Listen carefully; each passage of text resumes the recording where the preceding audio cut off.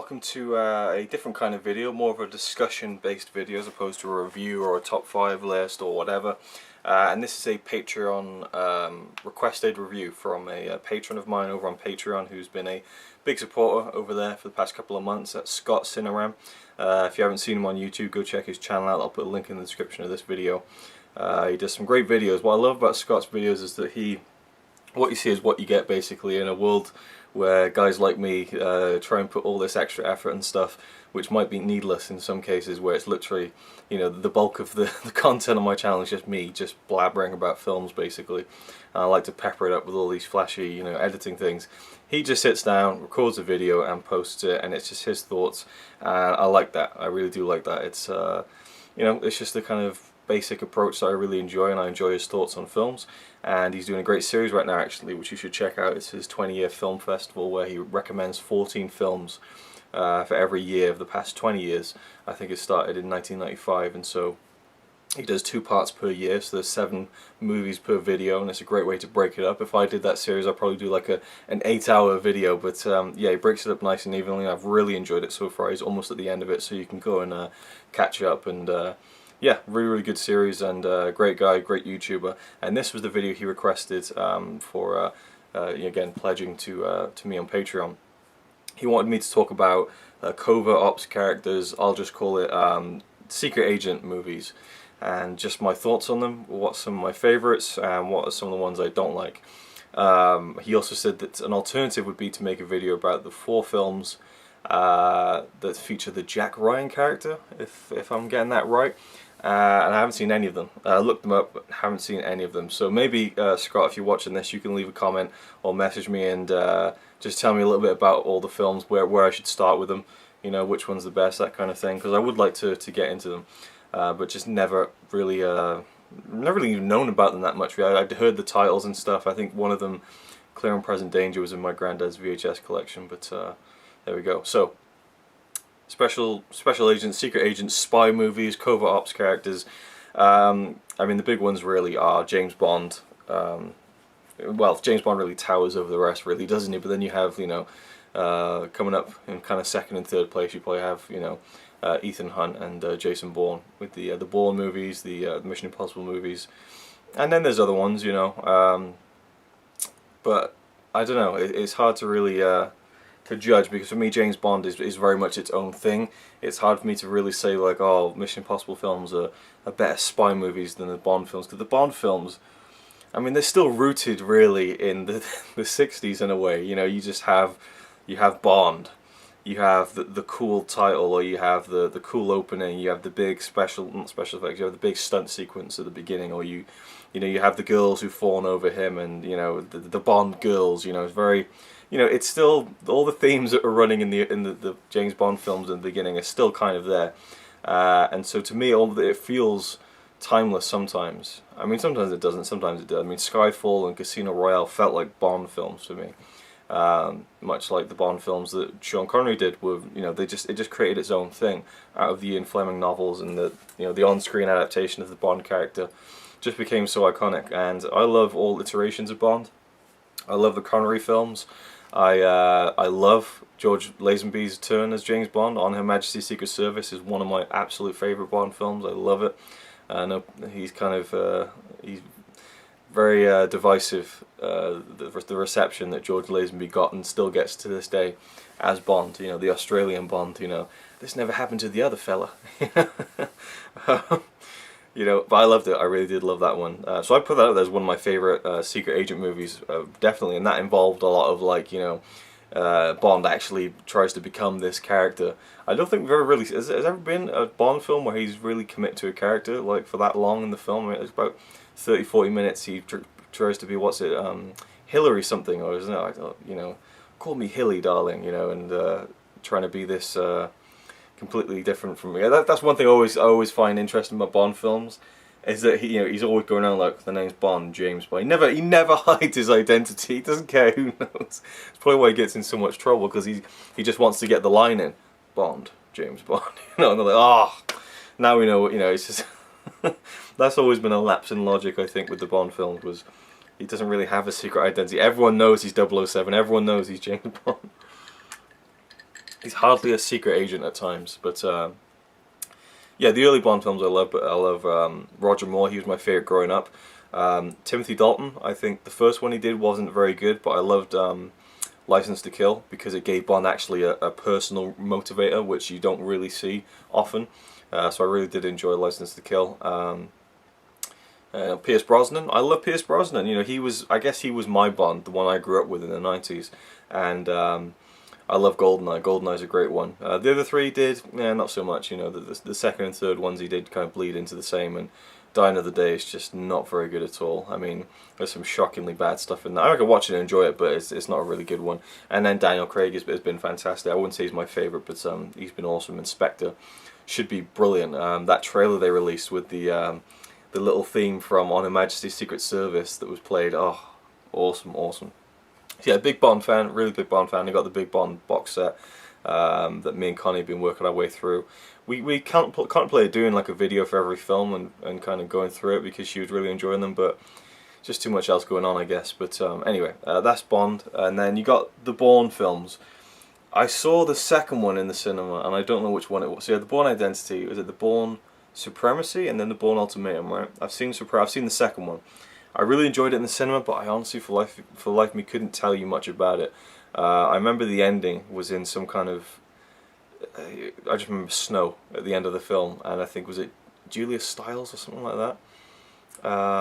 The girl from 10 Things I Hear About You, I'm sure she's in it. I'm not sure if that's even a name, but that's how little I remember about the second Bourne film. Never seen the first one. I had the trilogy box set on Blu-ray for years, never watched them.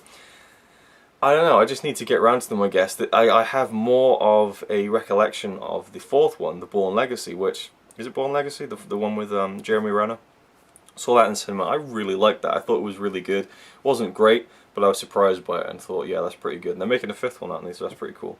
I should get back into those, or yeah, get back into them and watch them properly and kind of formulate more of an opinion on them. But I like Matt Damon a lot as an actor in many different things, going back to the beginning of his career. And we just watched Good Will Hunting recently. He's fantastic in that. And yeah, looking forward to him in The Martian as well. That's going to be a really cool one, I think. Big fan of Matt Damon, and I should give that series a chance, I think.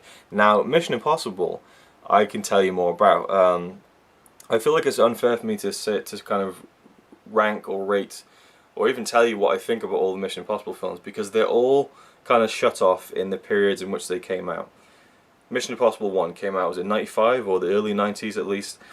I watched it when it came out. I had it on VHS. I still remember the VHS cover. I love Mission Impossible with an absolute dying passion when I was a kid. I used to jump onto my bed and grab onto the edge of it and pretend I was on top of the train at the end of it, and then I'd like try and fall off and stuff, and you know, I would play Mission Impossible out in the woods with my friends, you know, just being Ethan Hunt basically, and we'd pretend that we had the fake masks and stuff, and we just got lost in the imagination of just that whole movie, and I loved it. And I watched it many times since, but not over the past maybe 5-10 years. Yeah, I don't think I've really watched it in full, but still have a lot of fond memories of it. And then Mission Impossible 2 came out. That was in 2000, and that was very much of its time. You know, they had like Limp Bizkit doing the theme song, and so I was into Limp Bizkit, and so it just fit with me at the time, and I loved it. And you know, you got the John Woo over the top stuff with him on the motorbike, and the doves coming out and stuff. And one thing I love about Mission Impossible 2 was Tom Cruise's insistence to do the knife scene, where he's lying on his back on the beach at the end, and the guy tries to, you know, stab him in the face with a knife, and he blocks him, and the blade stops like, you know, within about an inch or two of his eye. And they did that for real with this kind of rig where you can slam it down as hard as you can, but it ain't getting any further than where they've set it, which is about an inch or two above Tom Cruise's eyeball. And I'm sure I had it on DVD, so I'm sure there's a featurette where the actor who did the knife thing was like, you know, paraphrasing, I think he was shitting himself. You know, yeah, it's rigged to stop, but what if? What if I stabbed Tom Cruise in the face and blind him? And Tom Cruise was like, let's just do it, you know, to make it real. And you got to respect that. And, you know, the whole cliff climbing sequence at the beginning.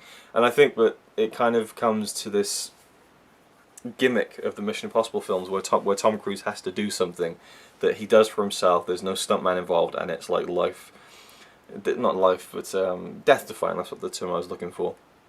And I'll get more into that when I get to the fifth film, because I saw that recently. I haven't talked about it on a video, so this will be a good opportunity, and that'll be kind of the end of this video, I think. Once I get into some more spy films that I can think of off the top of my head.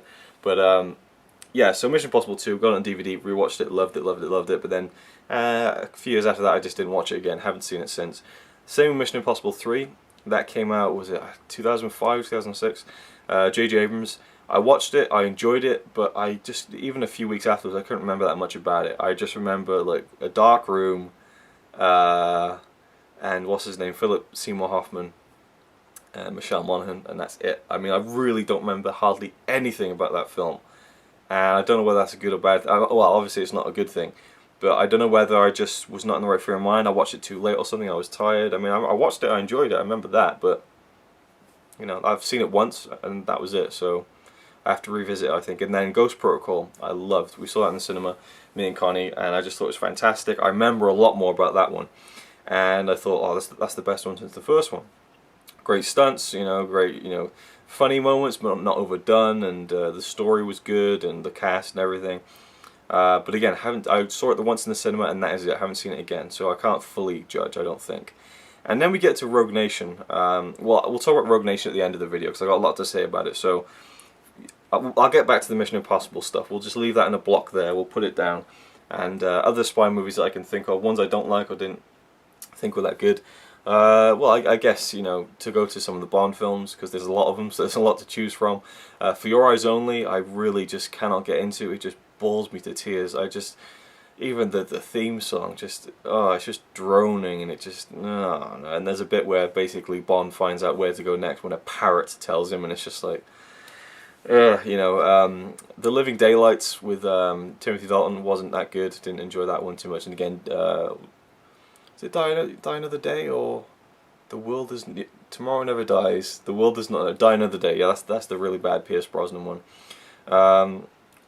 I don't know how it holds up now, but Spy Hard I used to really like as a kid. What's his name? Oh, I forget his name now. Naked Gun. Leslie Nielsen, oh my god, you know, legend, passed away a few years ago. It's nowhere near the levels of Airplane or Naked Gun, but Spy Hard I really loved as a kid. You know, straight away from the Weird Al Yankovic opening with the theme song. This is the theme from Spy Hard. It's just hilarious. Lots of funny moments in that, but I don't know how it holds up. So, but that's one that sticks out to me. Another one is Get Smart, which I was looking up online, like, you know, best spy movies, worst spy movies, just to kind of see if I'd forgotten anything. Get Smart was on like quite a few lists as one of the worst spy movies ever made, and I just thought, really? I really liked it. Steve Carell, Anne Hathaway, you got a great supporting cast with The Rock and Alan Arkin. Really funny. I saw it in the cinema.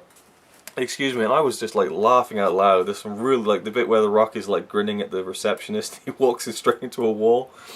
I really enjoyed that film a lot. I really did. It was just a lot of fun, you know, good, you know, comedy, you know, comedic moments and stuff. And I love Steve Carell. I'm a big fan of Steve Carell, so I enjoyed that film a lot. That's another one I could say that is up there. I guess I can't think of too many others. Kingsman: Secret Service. That's a film that came out this year.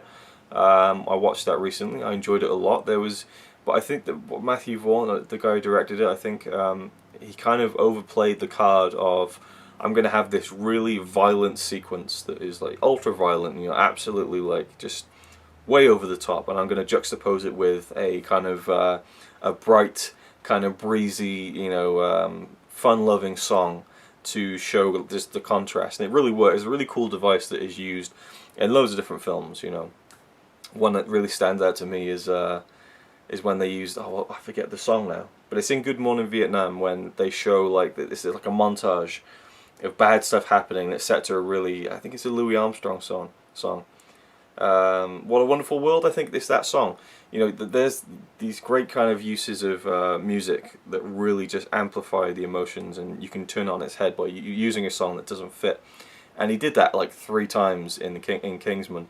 One was with Freebird, and the other one was with I don't know what the song's called, but either way, he overplayed that card a bit too much for me, and it became a bit too much. But I really loved Kingsman: Secret Service. It was just a lot of fun, and just good characters and fun performances. Nothing special really, but a great turn by Michael Caine as well. not to spoil two things, but spoil too much. But Michael Caine is like, he plays like a higher up in the secret agent society, and I just loved it so much. I need to remember the line so I get it right. What is it? Basically, he's one of the leaders of the Kingsmen, kind of very posh and proper and stuff. And then at one point during the film, he kind of betrays his roots, his London roots. What is that line? I forget what it was. Alright, I looked it up, and I can't even do it justice, but he just goes back to his kind of original accent. He's like, "You dirty fucking," it just cracked me up. Anyway, one more thing about that film is Samuel L. Jackson plays the villain. He has this lisp, and it's really interesting. So yeah, definitely worth checking out that one, I think, but maybe a bit too much over the top at times. But otherwise, I loved it. Right, so Mission Impossible: Rogue Nation, the 5th one. It came out last month. Went to see it, loved it. Or was it a month before that, maybe? I don't know. Went to see it, absolutely loved it. I think for me, pound for pound, it might be my favourite secret agent movie. I mean, I don't like to judge Bond. It's kind of its own thing, James Bond, in a way.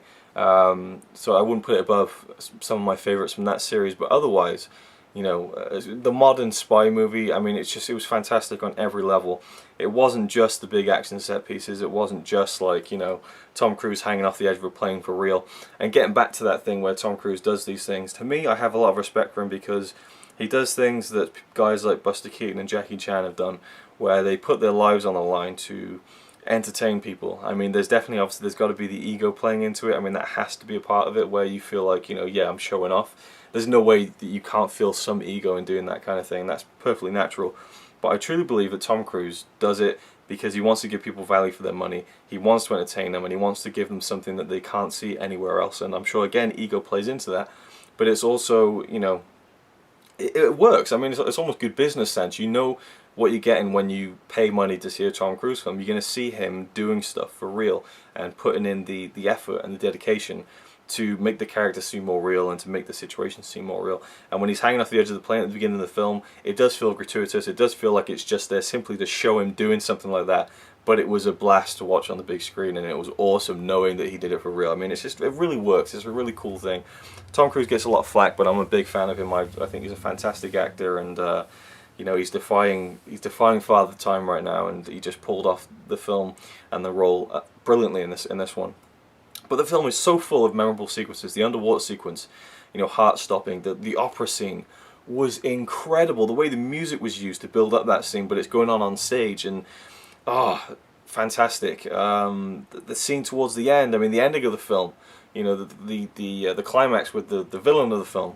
Brilliant. There's a scene in this room with all these powerful guys from the British government, and that was an amazing scene, an amazing reveal. And the characters, Jeremy Renner, Ving Rhames, and or Ving Rhames, however you pronounce it, and Simon Pegg was great. Again, Simon Pegg brought the comic relief, but he didn't go overboard. Just perfectly placed moments of humour. And then I forget what the girl's name is, but the girl who plays the lead in the film, she was awesome. She was badass. She was tough. And spoilers, I'm sorry, but they don't get together in the film, and it was awesome. There was no like, okay, let me kiss Tom Cruise because I'm the female lead. No, that didn't happen, because that wasn't her character. She wasn't interested in him. She was as badass as he was, and went along with the whole story, and absolutely loved it. And she was great, and there were some great action scenes that were brilliant, but the whole thing just was glued together with just great writing, great execution, great direction. You just can't fault it. I think it's just one of the best secret agent movies ever, and that's always a lofty thing when someone says, "Oh, I've seen a film that just came out and it's one of the best of this," or whatever. But I'm just judging it as I see it. I definitely have to watch it a few more times, but I think I'm only going to enjoy it more with repeat viewings. I thought the villain was fantastic. He's a British actor, and he played it with such restraint that it was really creepy, and he was a very memorable villain. And we're living in an era where blockbuster movies don't really have memorable villains. They just don't. They sometimes don't work, and this one really worked. He was just... I could go into it, but yeah, for me, Rogue Nation was amazing. I can't wait to watch it again, and maybe check out the rest of the films as well. I feel like the first one will really hold up. I feel like the second one will make me think, oh, okay, it's not as good as I remember. And the third one I'll probably be like, wow, this is a whole new film altogether. And the fourth one, I think, it was only a few years ago. I think I'll still enjoy that a lot. and Leah Sadu is in that as well, who I'm a big fan of, and I didn't know who she was at the time, so I'm sure I'll enjoy it even more knowing that she's in it, and she's one of the lead female characters in the film, I think, anyway. She's definitely in it anyway. So there we go, that's my thoughts on spy movies, covert ops movies, whatever you want to call them, secret agent movies. I hope you enjoyed the video, Scott, and thank you once again for the support on Patreon. I really appreciate it, and just being a viewer in general. And yeah, go check out Scott's channel. Thank you for watching, and there's a few more of these videos to come as well, so people who have pledged a certain amount on Patreon and are waiting reviews that they've requested from me, I'm just trying to wait to get the films basically, but within the next couple of weeks there'll be a few of those coming. So Jodie Wood in particular, there's a couple you've requested, they'll be coming soon. And yeah, that's it, thanks for watching, and I'll see you in the next one. So you might say he's a really nice guy, really, but if fucking don't cut shit with me. He says he's really cool, but I think he's a tool.